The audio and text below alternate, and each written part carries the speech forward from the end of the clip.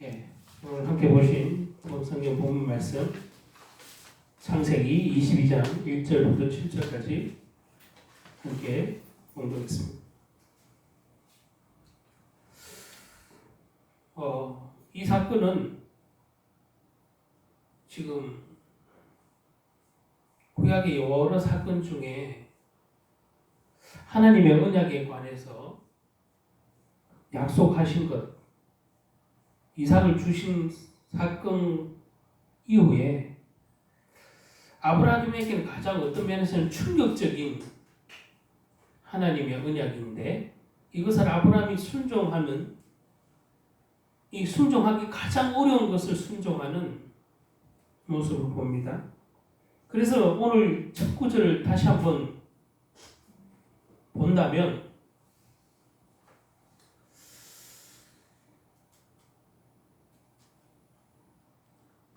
하나님이 아브라함을 시험하시려고라고 번역이 되어 있죠. 이건 마귀가 하는 시험하고 분명히 다릅니다. 그래서 마귀가 하는 시험은 템테이션이라고 하는데, 그 템테이션은 유혹이에요, 유혹. 우리말로 더 직설적으로 하면 꼬시는 거죠. 예, 꾀를 내서 올무에 걸려서 꼬시는, 이렇게, 예? 어떤 어려움에 처하도록 하는 것이 유혹이고, 그런 올무고 꾀임인데, 하나님이 하는 오늘 이 시험이라는 오늘 번역된 것은 테스트예요, 테스트. 우리가 시험 문제를 보잖아요. 학생이 공부하면 시험을 치잖아요. 그런 것처럼 하나님이 하시는 것은 우리를 유혹하는 게 아니고 그 테스트예요, 테스트. 시험이에요, 시험. 그런 시험이란 말이에요. 한글로는 똑같지만은 분명히 다른, 마귀와 다른 의미가 있습니다. 제가 서론을 일단 본문 진행할 때 이제 할 건데, 서론을 좀 말씀드리면, 미국의 역대 대통령 중에 가장 존경받는 인물이 있어요. 뭐 아시는 분은 아시겠지만, 지금도 조사를 해보면 그 많은 미국 대통령 중에 가장 존경받는, 그리고 대통령 박물관이 있는데 그 중에서 가장 가장 많은 사람들이, 그리고 심지어 외국 해외 여행객들까지 가장 많이 찾는 관광객 중에 하나가 바로 아브라함 링컨이에요. 아브라함 링컨이 미국 대통령이, 미국인이 가장 좋아하는 대통령, 지금도 가장 위대하다고 생각하는 대통령, 그리고 가장 또 유명한 관광지가 되어 있다고 해요. 아브라함 링컨이, 지금 제가 읽는 책이 저기 묵상집이 있는데, 아브라함 링컨이 365일 하루하루 성경을 묵상하면서 한 거, 링컨의 묵상집이에요.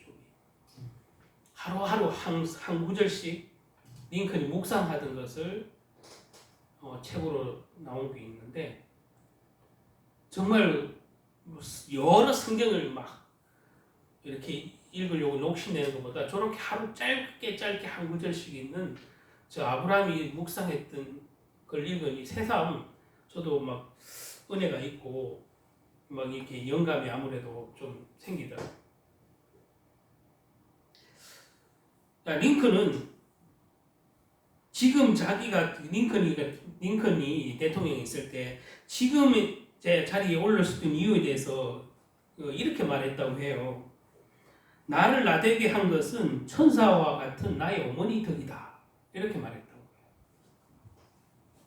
해요. 왜 그랬냐 하면, 링컨이 자신의 우리 위인전 같은 게 있잖아요. 위인전에도 나오지만은 수많은 사람들이 위인전을 이제 번역해서 옮기고 이렇게 썼지만, 링컨의 전기를 썼는 어떤 한 작가가 쓴 링컨의 삶을 이렇게 기록해 놓은 걸 보면, 링컨이 한 말 그대로 남겨놓은 그 전기에 이렇게 적혀 있어요. 하나님께서 링컨에게 준 가장 큰 선물은 가난과 훌륭한 신앙을 가진 어머니다, 이렇게 표현했어요. 그 전기에. 그러니까 가난이 오히려 링컨에게 하나님이 가장 큰 축복이며 또한 그 따라오는 것 중에 하나가 그 가난과 함께 가장 훌륭한 신앙을 가진 어머니를 주신 것이 링컨에게 준 하나님의 최고의 선물이다.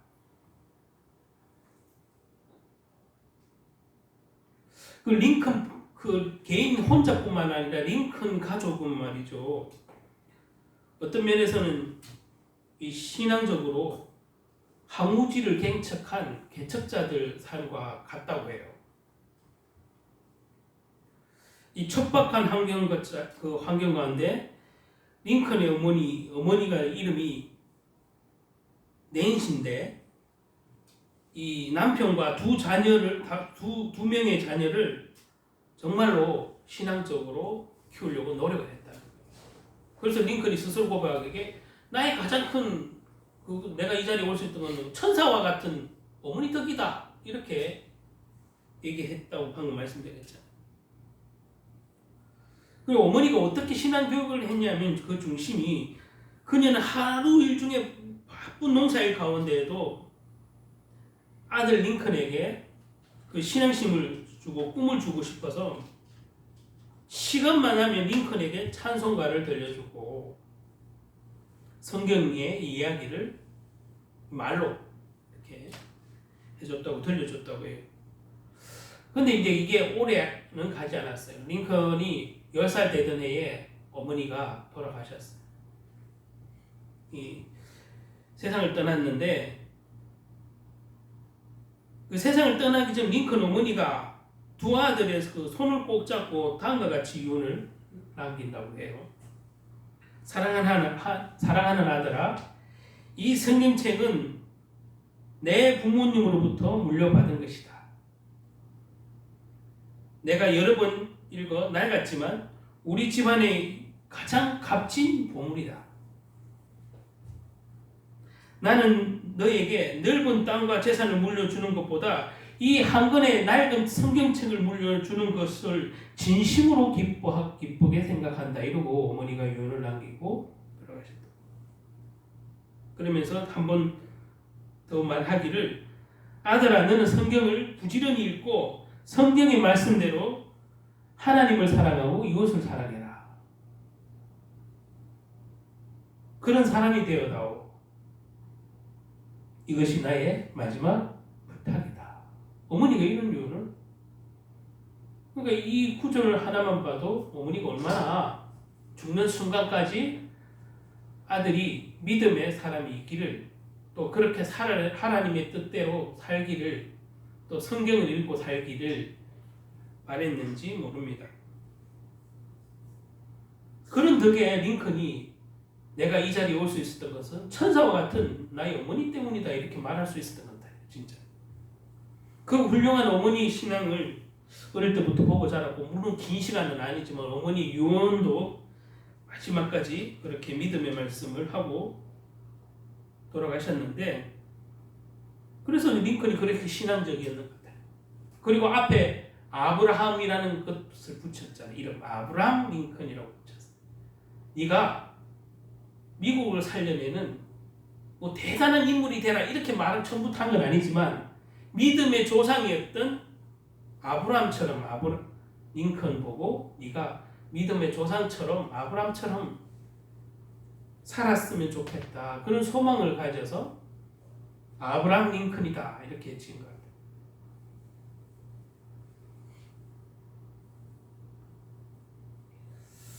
어머니가 죽은 후에 아버지는 새로운 부인을 맞아들이게 되는데 하나님은 감사하게 새어머니에게 또 역시 훌륭한 믿음을 가진 신앙의 어머니를 맞이하게 하셨어요.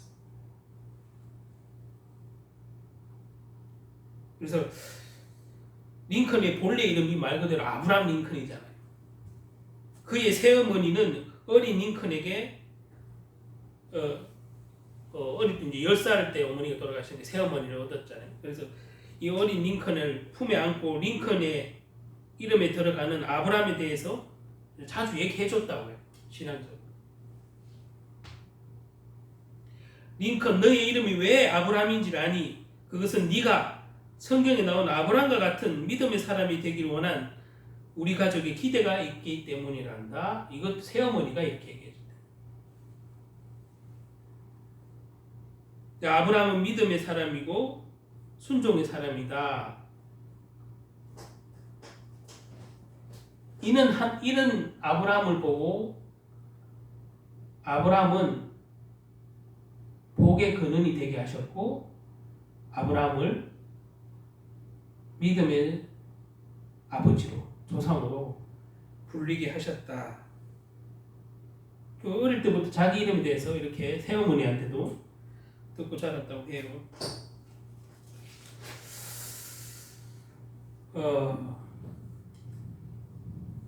훌륭한 믿음의 사람 뒤에는 대개 보면 우리가 수많은 간정책이나 이렇게 책들을 보면 세계적인 또 영적 리더였던 사람들 보면 그 배경에는 환경적으로는 굉장히 척박하고 어려운 환경이 있었지만 그렇게 되기까지는 대부분 누가 있었냐면 조력자가 반드시 있었는데 그 사람들이 대부분 부모님이에요. 진짜. 불신자도 자녀는 부모를 보고 자란다고 하듯이 실제 신앙도 말이죠. 우리가 그렇게 영적인 리더자가 되고 세계적인 어떤 리더자가 된 사람들, 우리가 신앙 간증의 책들을 보면 반드시 그들에게 영향을 끼친 믿음의 부모가 있었다는 사실이 대다수예요. 물론 혼자 아무도 안 믿는 가정에서 혼자 된 사람도 물론 있어요. 그런데 오늘 이 아브라함처럼 믿음의 부모가 있어서 이렇게 지금의 그 사람들이 있는 경우가 많다는 거예요. 제가 그런 면에서 볼 때 한 명 한 명 개인적인 어떤 허물로 보면은 아브라함도 온전하지 않잖아요. 그리고 아브라함의 아들이 이삭도 뭐 오늘 지금 이건 번째 얘기지만 이 이삭의 삶도 그렇게 허물이 없는 삶이 아니에요. 뭐 야곱도 마찬가지예요. 그런데 이렇게 믿음의 그 대를 보면 분명히 그들의 부모님들이 그렇게 사셨어요. 그래도 중심으로 하나님 중심으로 사셨다는 사실. 그래서 창세기에 나오는 우리가 믿음의 조상이라 불리는 4명 대표적인 있잖아요. 아브라함이 믿음의 조상이 됐어요. 아브라함, 그리고 이삭, 야곱, 요셉까지. 이 4명이 보통 대표적인 믿음의 조상이 되는 거잖아요. 그 이들의 관계를 잘 살펴보면 부모와 자식 간의 관계에 있고 믿음의 부모 밑에서 믿음의 자녀가 나왔다는 게 이 넷의 특징이에요.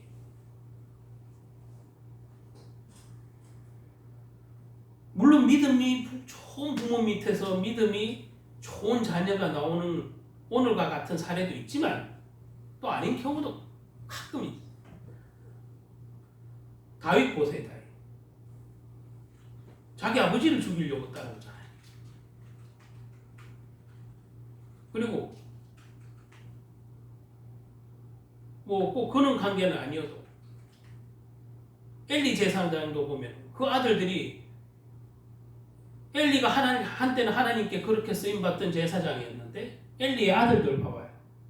완전 허랑방탕을 넘어서 음란을 넘어서 우상까지 뭐 이만저만이 아니에요.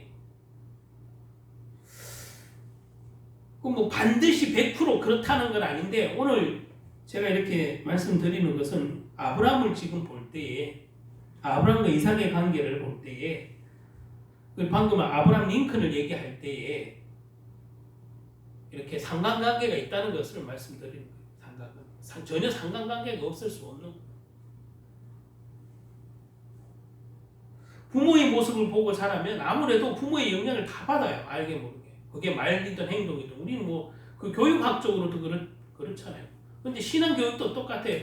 부모가 아무리 성경책 읽으라고 한다고 성경책이 있습니까? 부모가 성경책 안 읽는데 그 아이 보고 아무리 너 책 좀 읽어라 공부 좀 해라 해도 부모가 책 읽는 모습, 부모가 뭘 도전하지 않는 모습, 공부하는 모습 안 보이는데 아무리 자식 보고 공부해라 책 읽어라 해도 책 읽으라면서 전집을 사준다고 있습니까? 그렇잖아요. 내가 관심이 있을 때 읽게 되는 건데 그 전집을 막 사준다고 읽지 않고 아무리 잔소리한다고 읽지 않는 거예요. 자, 어쨌든 하나님이 아브라함을 사랑하는 아들 모리아산으로 이삭을 데리고 가라고 명령을 하셨는데 그것도 심지어 번제를 드리라고 이삭을 바치라고 하는 명령인데 이것이 얼마나 힘들겠어요. 하나님의 명령이지만. 그리고 정말로 기다리고 막 인내가 찰 때까지 차서 얻은 그 아들인데 그나마 이걸 또 바치라네? 저 같아서 고민은 해보겠지만 아브라함처럼 못했을 것 같아요. 하나님을 믿는다 하지만 실제 그 사랑하는 아들을 바치기가 바칠 수 있을까? 우리는 성경책에 있으니까 야 아브라함은 믿음이 좋으니까 했어. 아니면 또 이래야 돼. 우리가 관념적으로는 그런데 내가 똑같은 아브라함의 상황이면 내가 과연 자기 아들을 이삭을 바칠 수 있을까? 객관 3자로 보니까 아유 당연히 바쳐야 되지. 하나님을 믿으면 바쳐야지. 순종해야지. 복종해야지. 이렇게 말하지만 그게 내 상황이면 얘기가 또 달라진다니까. 누구나. 근데 거꾸로 생각을 보세요. 내가 지훈이를 보고 하나님이 주셨지만 지훈이를 바치라고 하면 지훈이를 바치러 가겠냐 말이죠. 고민은 해보겠지만 바치러 과연 가겠냐 말이죠. 말은 쉽지. 복종해야 된다. 말은 쉽지. 순종해야 된다. 오늘 아브라함의 입장에서 이렇게 제가 이렇게 묵상을 하면서 이 일은 하나님의 시험이라고 전제하에 나와요. 기술이. 자, 하나님이 아브라함을 테스트 하는 거예요. 뭐요? 믿음. 하나님이 아브라함을 시험하시려고 하셨다는 게 전제하에 지금 오늘 나오고 있잖아요. 그런데 이것을 결론적으로 말씀드리자면 아브라함이 하나님이 주시는 이 어마어마한 명령을, 이 시험을 어떻게 했을까 과연? 아들을 바치라는데 이렇게 할 수 있을까?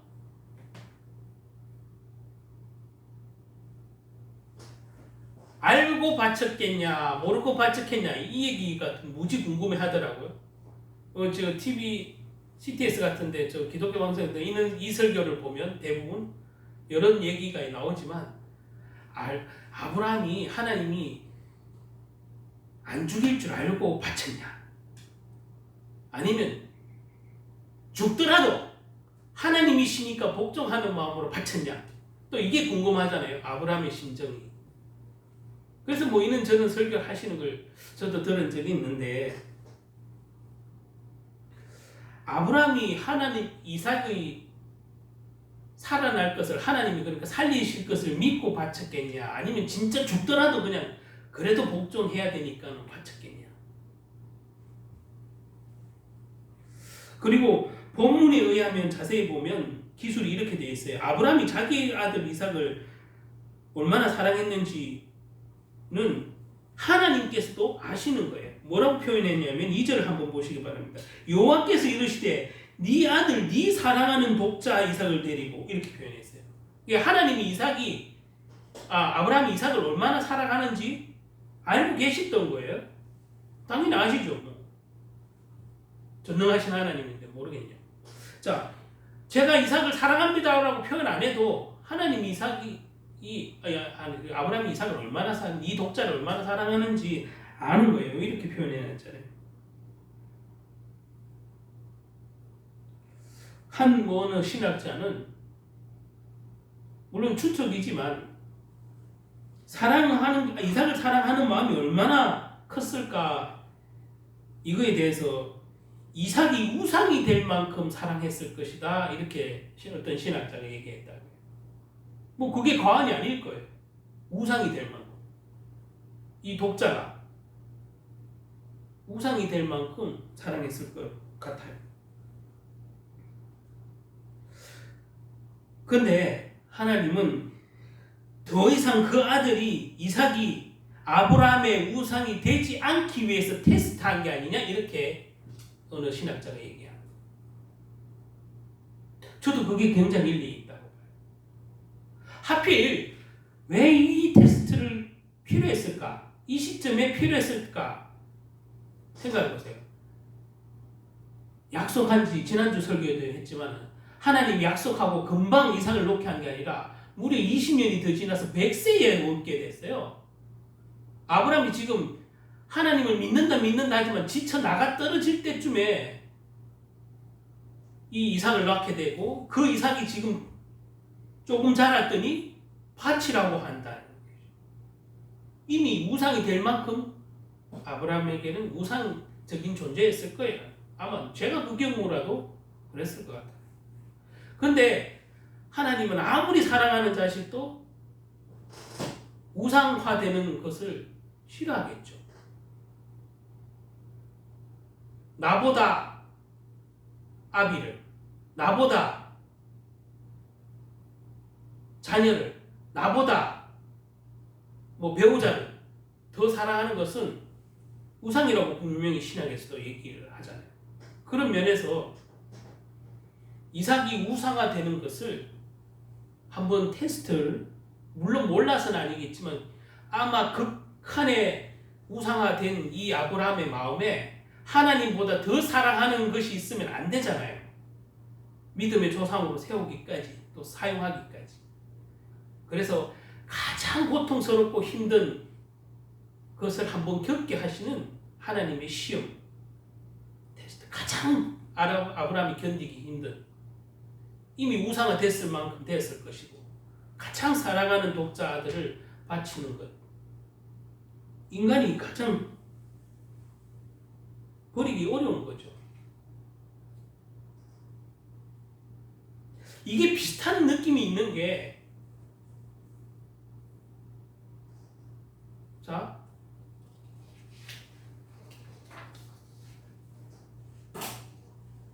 보통 자녀는 내 분신이라고 말해요. 부모들은. 그렇죠? 내 분신, 내 자식 이럴 때 내 분신처럼 생각을 해요. 누구나 다. 정상적인 부모라면.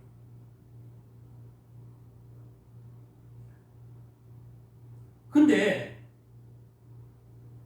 아무리 자식을 사랑해도 대신 죽어줄 수는 없어요. 대신 죽는, 저 대신 죽고 싶어요. 마음은 그래요, 진짜. 자식이 아프면 내가 대신 아프고 싶어요. 그래요.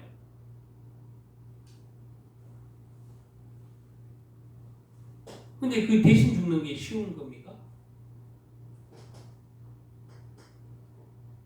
대신 아플 수가 없어요.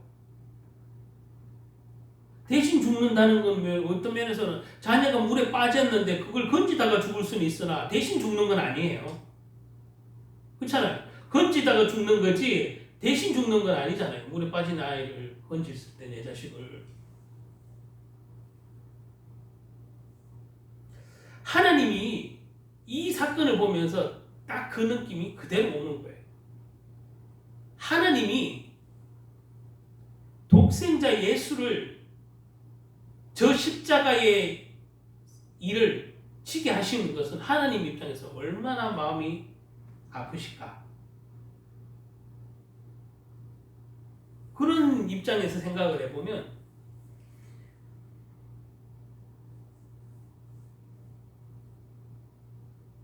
내 생명을 누가 대신해서 지어줄 수 있어요? 아무리 사랑해도. 내 생명을 대신할 수는 없어요. 근데 우리는 그 예수님의 그 십자가가 우리를 생명을 대신해서 자기 몸을 버리신 그 예수님이라고 우리는 고백하잖아요.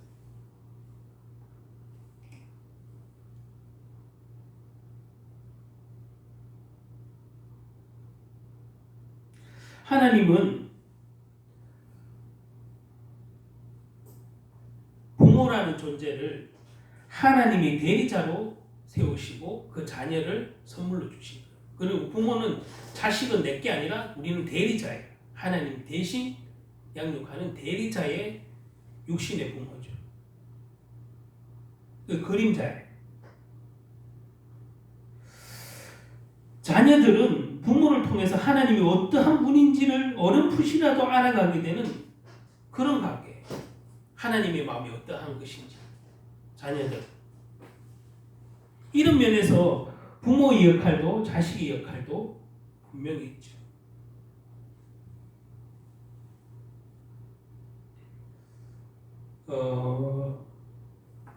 오늘 본문 1절 다시 한번 보면 그 이후에 하나님이 아브라함을 시험하시려고 그를 부르시되 아브라함아 하시니 그가 내가 여기 있나이다. 하나님은 아브라함의 마음을 아시고 부르는 거예요. 자, 그가 이삭을 얼마나 사랑하는지 아시고 아까 불렀다고 했죠. 방금 말은 지금 제가 좀 설명 길게 했지만 아브라함에게 이삭이 우상가 그게 달했을 때쯤에 시험한 것 같아요. 그래서 하나님보다 더 사랑하는 그 마음을 깨부수는 어떤 시험이 있어야 될 거 아니에요. 내가 하나님보다 이삭을 더 사랑하진 않아. 마음적으로는 그래도 실제로는 그렇게 삶을 살고 있었을 수도 있어요.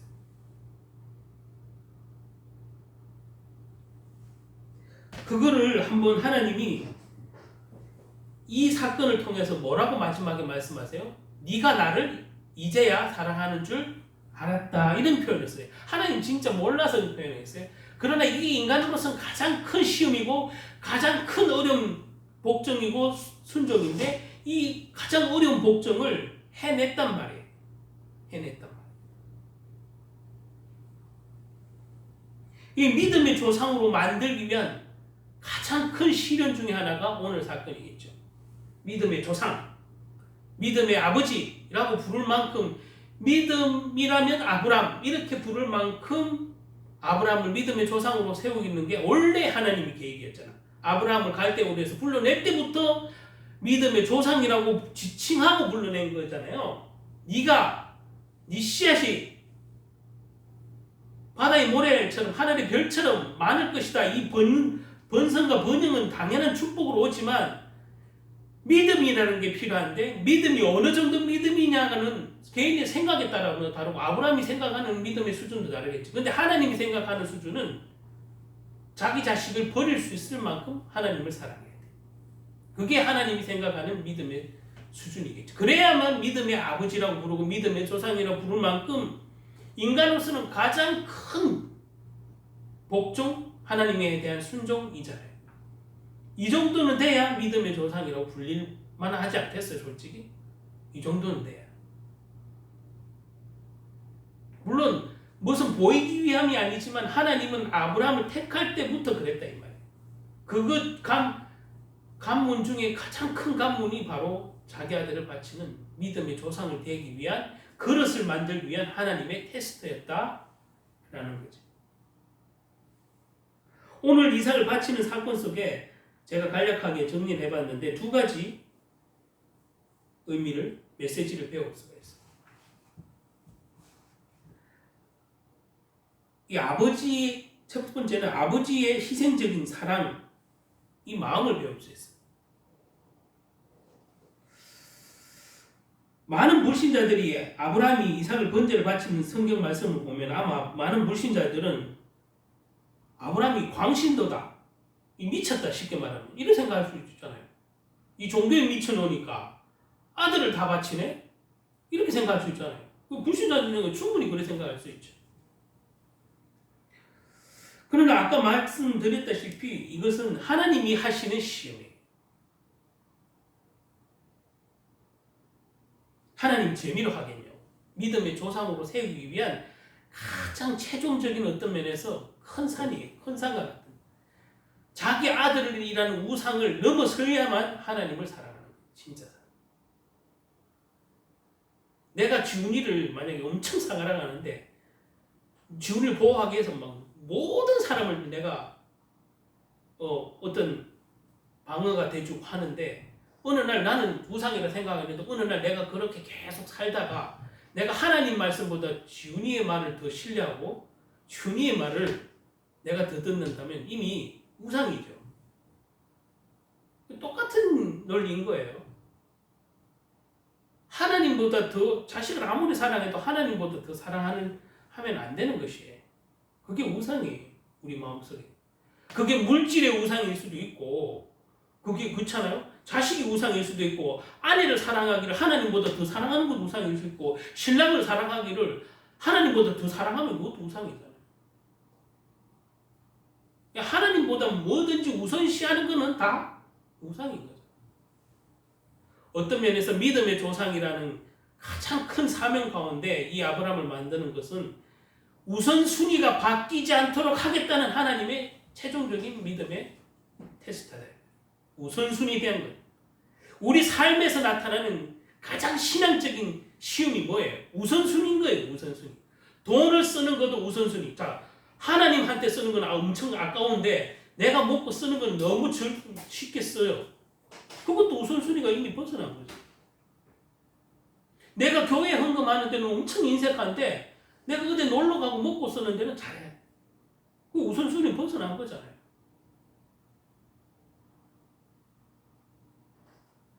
내가 밖에 모임에는 자주 가는데 교회 예배 가는 거는 잘 안 간다. 그건 우선순위가 벗어나.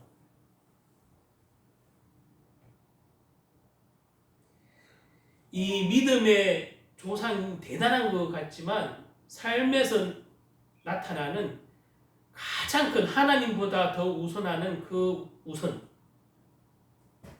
그것은 곧 우상인데 우상인지도 모르고 내가 우상화되어 있을 수도 있어요. 지금 우리의 모습도 그렇죠. 우상한지도 모르고 나는 전혀 인지를 못하는데 우상화되어 있을 수도 있어요.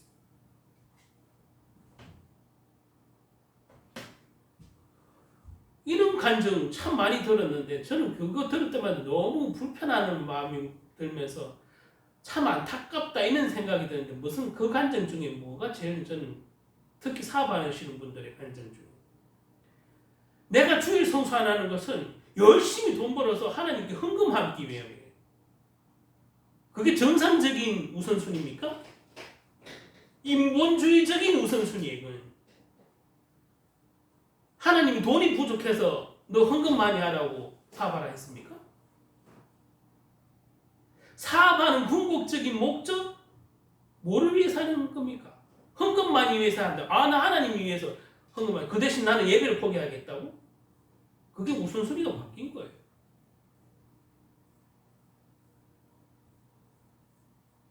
주일날 문 닫고 그럼 예배 드리고자 하는 사람들은 그럼 멍청한 겁니까? 일요일이 가장 큰 대목인데 불신자가 말하기를. 그렇잖아요. 가장 큰 믿음은 우선순위가 바뀌지 않는 것이 가장 큰 믿음이에요. 가만히 들어도 우리 삶에서. 그것을 바꿔놓으려고 계속 집요하게 육신의 눈으로 돌리는 게 마귀의 일이에요. 육신의 눈으로 돌리는 게. 불신자가 생각하기엔 아브라함 같은 믿음은 광신도야. 저 어느 기독교에 미쳤더니 저 사람이 돌아버렸네. 자식을 바치러 산에 가네. 그렇잖아요. 불신자들이 보기에는 우선순위 정도가 아니라 이게 미친 사람이야.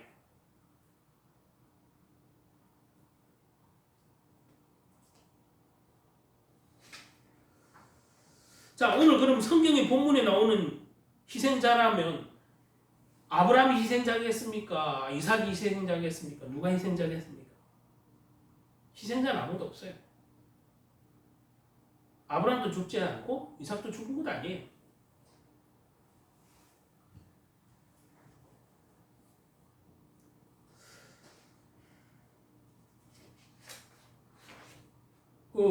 생각해보면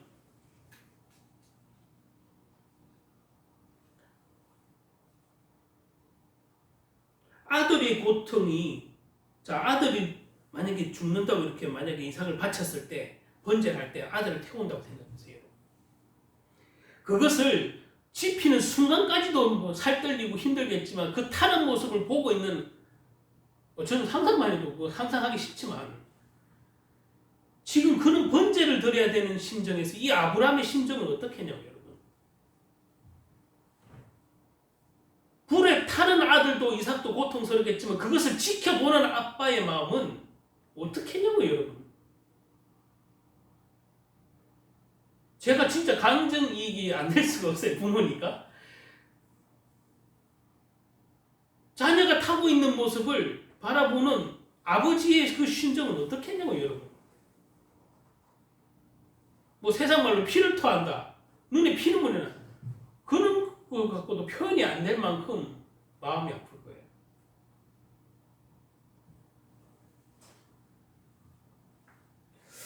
제가 그 지금 장면을 대입하면서 예수님이 생각이 났어요. 아까도 처음에도 서론에도 얘기했지만 예수님이 돌아가셔야 되는 것, 십자가를 지어야 되는 것도 하나님의 명령이고 그것을 명령대로 순종하는 예수님의 모습을 보면서 그 십자가의 고통을 육신으로 오신 그 십자가의 하나님 아들의 그 고통을 바라보는 하나님의 마음은 어떻겠냐고 여러분.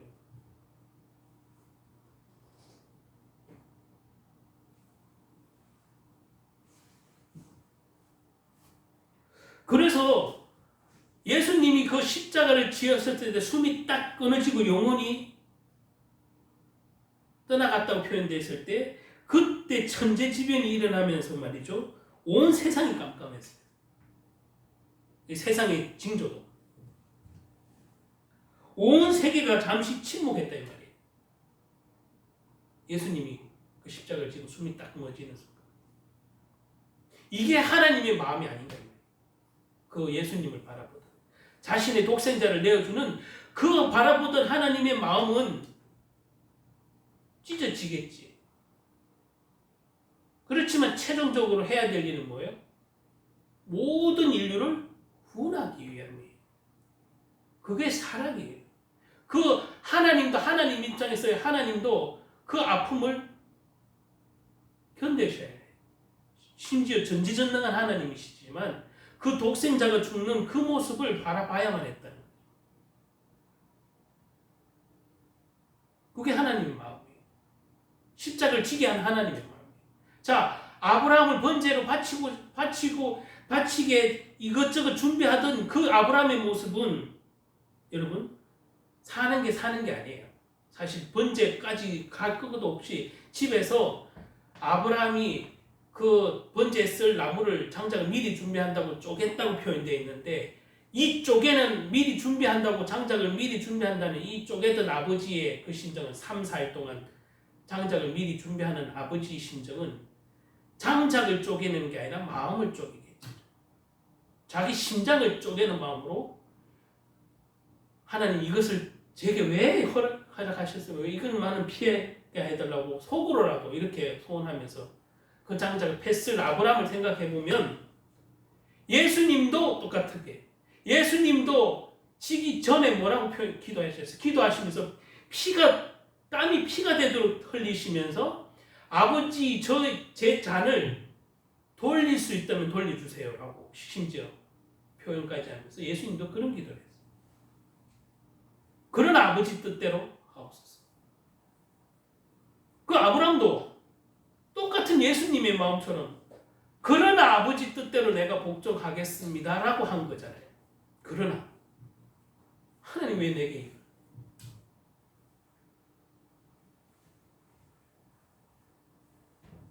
자, 아브라함의 희생적인 사랑의 모습이 저는 아브라함이 준비하는 과정 중에도 마음이 느껴지더라고요. 이 장작을 쪼갤 때 자기의 심장을 매일매일 3일 동안 쪼갰겠구나 이런 생각이 들어요. 진짜.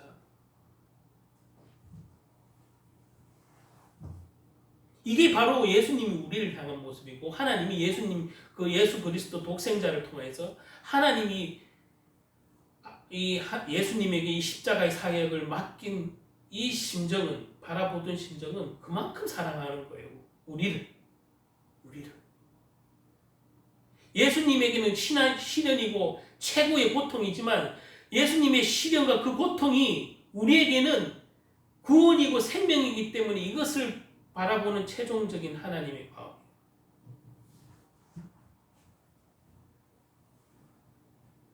이게 하나님 아버지의 마음이고 이게 아브라함이 이삭을 준비하던 마음이라는 거죠.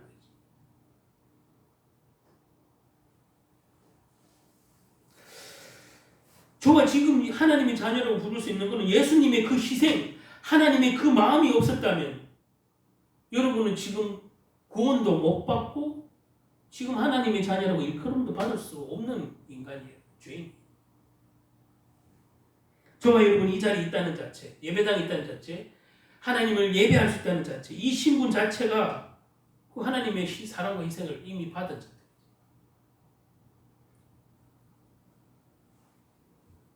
자, 두 번째, 끝까지 포기하지 않는 아버지의 마음을 배울 수 있어요. 모습을 보니까. 우리는 대부분 자녀들이 곁길로 갈 때나 방황하고 있을 때나 막 삐딱한 길로 갈 때 이를 보면 가르치려고 하잖아요.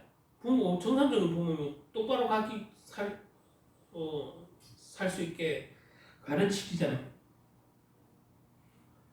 자녀가 또 실수를 하고 또 비슷한 실수를 해도 계속 가르치면서 막 속은 터지지만 말 그대로 속은 터지지만 자식을 포기할 수 있어 없어요? 포기할 수 없잖아요. 바르게 자라고 건강하게 자라기를 포기할 수가 없어요. 속썩이고 또 속썩이고 또 사고치고 또 사고치더라도 부모는 자식을 포기할 수가 없는 거예요. 정상적인 부모라면. 물론 정상적이 않는 요즘 부모도 있고 자녀도 있지만 정상적인 부모라면 자녀를 포기할 수 없잖아요.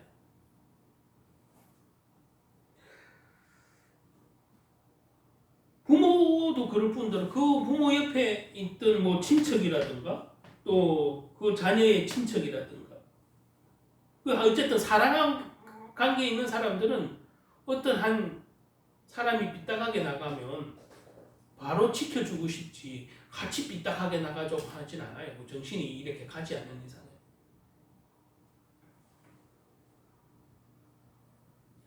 우리가 모두 포기한 상황에도 끝까지 포기하지 않는 사람이 한 사람이 있다면 이 세상에서 말이죠. 이 세상에 그는 끝까지 포기하지 않는 사람이 있다면 그건 부모님이에요.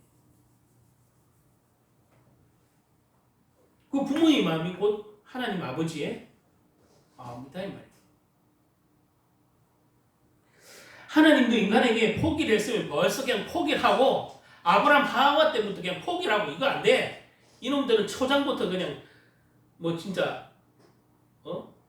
떡잎부터 한다고 이건 처음부터 이놈은 내 약속을 먹으면 반드시 죽는다 했는데 그냥 처음부터 완전히 어겼어. 나 이놈들 포기해버릴 거야.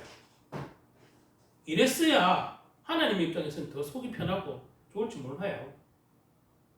근데 하나님 형상대로 지은 인간은 자기 형상대로 지었기 때문에 가장 사랑했다. 그러니까 포기할 수 있던 거예요. 죄를 정령 죽으리라 하는 이 죄까지 어마어마한 죄까지를 저질렀는데도 절대 아담과 하와를 포기할 수 없던 하나님.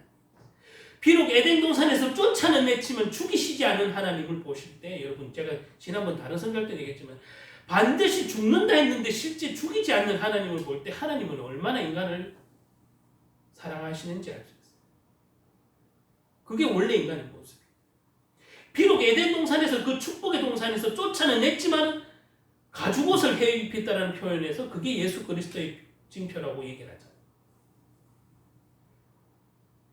제가 다른 설교할 때 좀 한 적 있는가 기억이 안 나는데 아담과 하와가 선악과 사건 이후에 자기 스스로 부끄러워서 하나님의 낯을 피하면서 해입었던 옷은 무화과잎이에요. 무화과.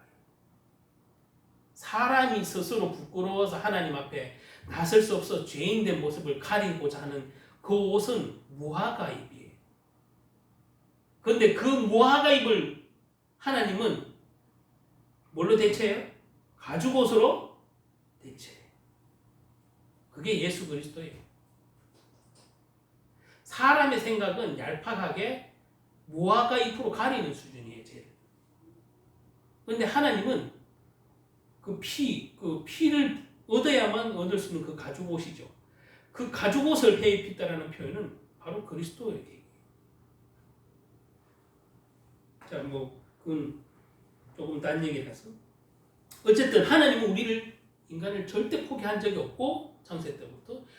그래서 예수 그리스도를 보내기로 약속하셨고 그것을 믿는 자에게 어떠한 죄라도 그 죄가 주홍과 같이 붉은 죄라도 흰 눈같이 되겠다는 그 약속을 하신 거예요.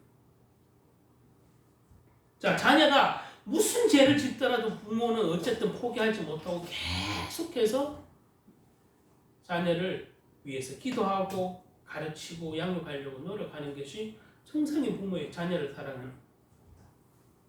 오늘 본문에도 번제로 아들을 드리라는 명령에 순종하면서도 하나님께 아들의 미래를 준비할 것이라는 믿음의 흔적을 본문에서 볼 수 있어요. 한번 보시겠습니다. 5절 한번 봅시다.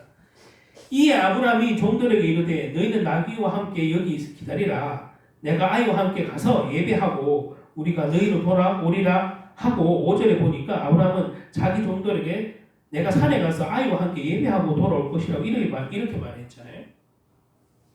산에 올라가면 이삭을 번제로 바쳐야 하는데 이삭과 함께 돌아온다는 게 저는 믿었다고 봐요. 저도 이 구절은 정확하게 구절상 이해를 그냥 믿음이 있어서 했겠지라고 했는데 확실히 믿었다는 느낌이 드는 게 그 종들에게 내가 내 혼자 돌아온다는 얘기를 하지 않고 이삭과 함께 돌아오겠다고 약속했다. 이런 표현이 돼 있단 말이에요. 그러면 하나님이 살릴 것을 믿었겠어야 믿었겠어요. 믿었지.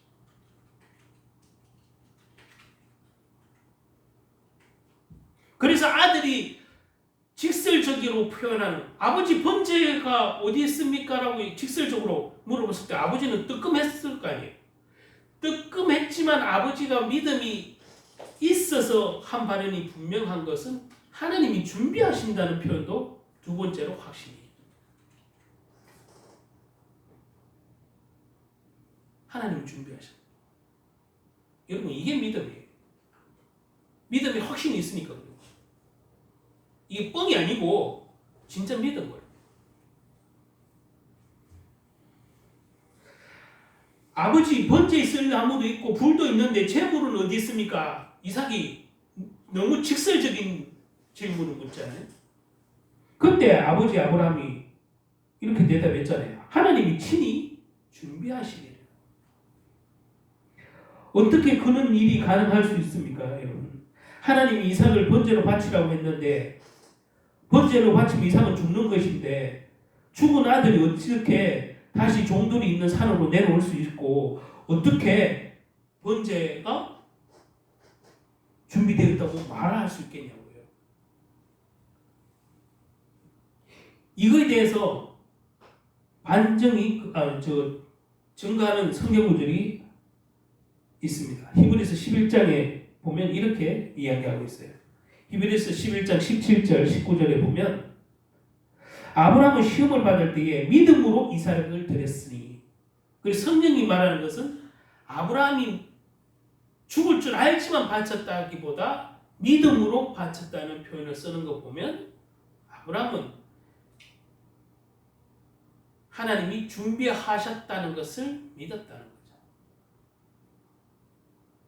그러니까 이 얘기는 주신 이도 그분이고 주실 이도 그분이고 그도 가실 이도 그분이라는 것을 알고 믿은 거예요. 그냥 무작정 믿은 게 아니라 알고 믿은 거예요. 하나님의 섭리대로. 그러니까 믿음으로 이삭을 드렸으니 그는 약속들을 받은 자로 돼 그 외아들을 드렸느니라. 그에게 이미 말씀하시기를 네 자손이라는 이라 칭할 자는 이삭이라고 말씀했잖아요. 하나님 이삭을 약속할 때 네 자손이라고 네 후손이라고 말할 사람은 여종에게서 나온 그 하갈에서 나온 이스마엘이 아니고 누구죠? 이삭이라는 거예요. 이거는 정해놨기 때문에 아브라함이 이삭을 바쳐도 죽는다 안 죽는다? 안 죽는다. 이게 이미 사실 언약 속에 있었어요. 하나님 약속 속에 있었잖아요. 근데 사람의 생각으로 바치라 했을 때는 사람의 생각으로 하면 이삭은 죽는 목숨이야. 근데 하나님의 언약을 잠잠히 생각해 보면 이삭이 네 후손이라고 약속했으니까 이삭이 죽는다 안 죽는다? 안 죽는다. 언약을 허투루 여기면 별 영적으로 느끼지 못하면 현실만 보게 돼. 그래서 이삭은 죽는 거야. 근데 하나님의 언약을 잠잠히 생각해보고 묵상해보니 뭐예요? 네 씨는 이삭이라고 얘기했다니까 처음부터. 네 씨는. 그러면 이삭이 안 죽는 거지. 그래 아브라함도 이삭을 포기 안 한 거예요. 왜? 하나님이 예비하셨다는 것을 알고 있었던 언약을 기억해낸 거예요. 언약을 붙잡은 거예요. 언약을 붙잡기 때문에 순종할 수 있었던 거예요. 단순히 맹목적으로 했다 이렇게 표현하기에는 참 무리가 있어요. 이 성경 구절을 곰곰이 지금 보면 정말로 언약을 믿고 하나님 언약을 붙잡고 생각하니 이삭은 죽을 목숨이 아니라 살 목숨입니다.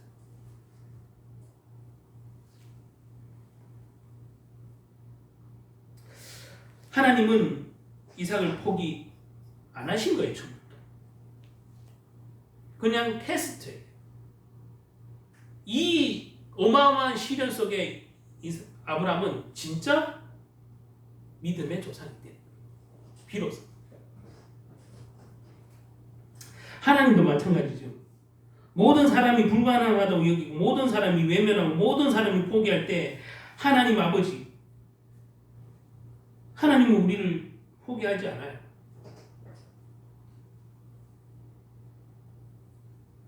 때로는 하나님이 우리를 내버려 둔 것 같을 때도 하나님은 우리를 내버려 둔 게 아니에요.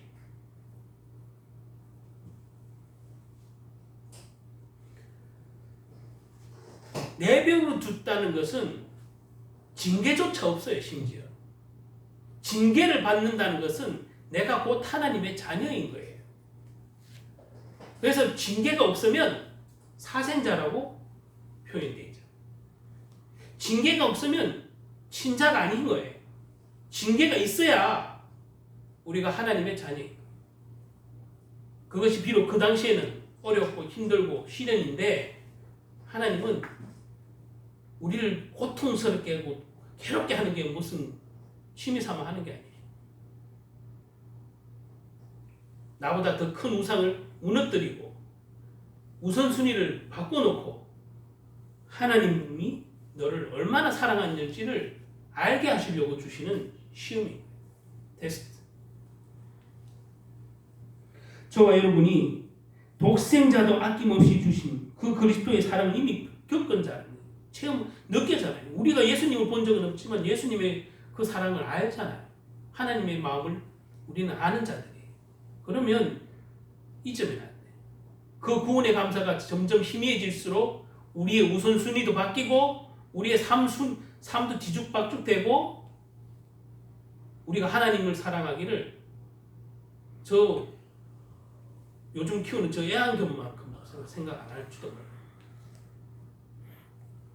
그냥 형식적으로 주일로 왔다 갔다. 그러나 하나님은 우리를 포기하지 않는 거지. 우리의 삶을 인도하시고 우리의 미래를 준비하시는 심지어 축복해 주시는 하나님인 줄 믿습니다. 우리가 하나님 아버지라고 그러잖아요. 여러분 오늘 아브라함을 통해서 아브라함의 마음으로 이삭을 바라보고 아브라함의 믿음을 가지고 인생 가운데 경험한 이 믿음의 시험들을 잘 극복해 나가시기를 예수님의 이름으로 축복합니다. 아멘. 인생길에서 말 그대로 시험은 피할 수가 없어요. 시련은 피할 수가 없어요. 예수를 믿어도 신앙생활을 하나님을 믿는 자녀들도 피할 수는 없어요. 그런데 우리가 경험하는 그 여러 가지 시험과 어떤 시련 중에 아까도 말한 가장 큰 시련은 가족이 아프거나 가족이 다치거나 가족이 방황하거나 다 가족이 힘들할 때 같이 아프잖아요. 그 어떤 시험보다 사실 이게 힘든 거예요. 요즘에 물질 시험이 가장 힘들다고 하지만 물질이 풍요가 넘쳐나는 사람들 중에는 정신이 돌아서 물질을 그 쓰지를 못하잖아요. 그렇잖아요. 건강이 없어. 우리가 자녀들을 사랑하는 마음, 자녀들이 방황하고 허우적일 때, 자녀들이 아플 때 바라보는 그 부모의 마음은 그보다 큰 건 없어요. 성경에는 사람이 감당할 시험밖에는 너에게 당한 것이 없다. 고린도전서 10장 13절에 이렇게 가르치는데 오늘 본문 1절을 보면 그 일 후에 하나님이 아브라함을 시험하시려고 그를 부르되 그 일 후에라고 말이 있는데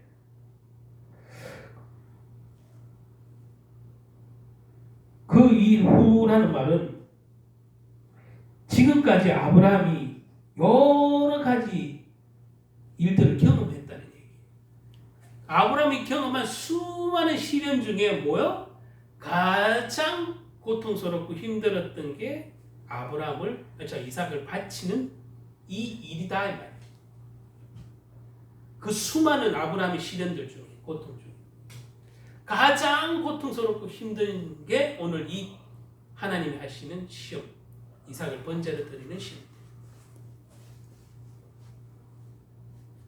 그래서 그 일 후에라는 말 속에 담긴 깊은 의미는 아브라함이 지금까지 여러 가지 시험을 다 경험하고 다 통과한 후에도 가장 통과하기 힘들고 고통스러웠던 시험.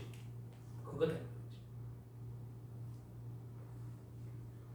말 그대로 산전수전 다 겪어봤는데 이것이 가장 고통스럽더라. 아브라함이 생각하기에 뭐요? 이삭을 바치는 거지. 여러분도 그런 게 있을 거예요. 내가 이 산전수전 다 겪어봤지만 웬만하면 내가 이건 참 너무 견디기 힘들다. 여러분 그런 게 있을 겁니다. 그것을 여러분 하나님의 언약을 잡고 하나님의 약속을 잡고 미래를 준비하시는 주님인 줄 믿고 의지하고 승리하시기 바랍니다. 아멘. 그 시험을 여러분에게 허락하신 이유가 있는 거예요. 우린 다 모르지만 지나고 나면 대부분 깨닫잖아요. 지나고 나면 깨닫는 것도 은혜지만 지나기 전에 좀 하나님 아버지 마음을 좀 그 시련 속에서도 우리가 하나님의 뜻을 살펴서 분별해서 넉넉히 이길 힘까지 공급하시는 성령님이 계시잖아요. 성령이 넉넉한 이길 힘을 주신다고 약속하셨잖아요. 너무 고통스러운데 그 고통을 이길 수 있도록 우리에게 성령을 주셨다고. 성령이 때로는 위로도 해주고 성령이 나에게 힘도 주고 성령이 때로는 나에게 어려움을 그죠? 이길 말씀도 주고 이길 찬양도 주고 그것을 나에게 멘토로 해줄 멘토도 붙여주고 동역자도 붙여주고 그 성령이 하시는 일이에요. 이길 수 있도록 여러분에게 닥친 시험을 심지어 하나님이 테스트해보는 그 시험도 이기게 할 수 있도록 뭐가 움직이신다? 성령님이 움직이신다. 여러분이 안 놓치면 돼요. 성령님을. 여러분이 성령님을 자꾸 찾으시면 되는 거예요. 그 이길 힘을. 그 가장 나에게 가장 고통스러운 시험을 이길 수 있도록 성령님을 주셨어요. 여러분이 기도로 그리고 언약을 붙잡음으로 말미암아 넉넉히 여러분의 닥친 시험을 이기게 될 줄 믿습니다. 기도하겠습니다. 하나님 감사합니다. 우리의 시험이 때로는 너무 힘들고 어려울지라도 우리가 시험을 잘 통과할 수 있도록 하나님은 도우시는 보혜사 성령님을 우리 안에 주셨고 우리는 주님을 이름을 부르고 성령님을 의지하고 성령의 충만함을 받아 성령의 인도를 받는다면 반드시 우리 힘이 아닌 성령님의 도우심과 힘으로 말미암아 우리에게 닥친 하나님이 하시는 테스트도 또 마귀가 주는 유혹도 이기고 승리하는 삶이 될 줄 믿습니다. 하나님 오늘 그는 힘을 회복하는 저희들 되게 하시고 놀라운 축복을 예비하시는 예수 그리스도 안에서 풍성한 은혜를 준비하고 계시고 너희 쓸 것 또한 육신의 것 또한 다 아시는 주님께서 준비하신다고 하셨사오니 하나님 우리가 그 복음의 능력을 그리스도 안에서 넉넉히 누리는 하나님의 자녀들이 되게 도와주시옵소서. 그래서 마침내 우리 자신도 나의 무능력을 넘어서서 나의 가장 믿음의 시련을 넘어서서 하나님 보시기에 가장 합당한 믿음의 사람으로 성장할 수 있도록 도와주시옵소서. 하나님이 쓰시고자 하는 곳에 쓰임받는 하나님의 일꾼들 되게 하시고 복음의 일꾼 되게 하시고 우리 주님이 주신 그 능력으로 또 주님의 이름을 부를 때마다 예수님의 능력으로 또 예수님을 알아가는 그 장성한 분량에 이를 수 있도록 말씀으로 기도로 늘 이기게 하여 주시옵소서. 이 놀라운 축복과 하나님의 은혜를 믿음의 시험을 잘 통과하고 경험하고 체험해서 믿음의 간증들이 되게 하시고 믿음의 응답을 받는 감사로서 이 시험을 넉넉히 통과하게 도와주시옵소서. 우리에게 승리가 되시는 예수 그리스도 이름으로 기도드립니다. 아멘. 아멘.